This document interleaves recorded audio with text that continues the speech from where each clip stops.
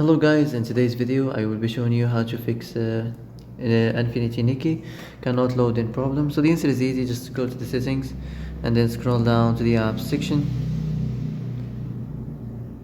and then go to the search and search Infinity Nikki and then go to the storage, and here you will find this clear cache option. Click on it.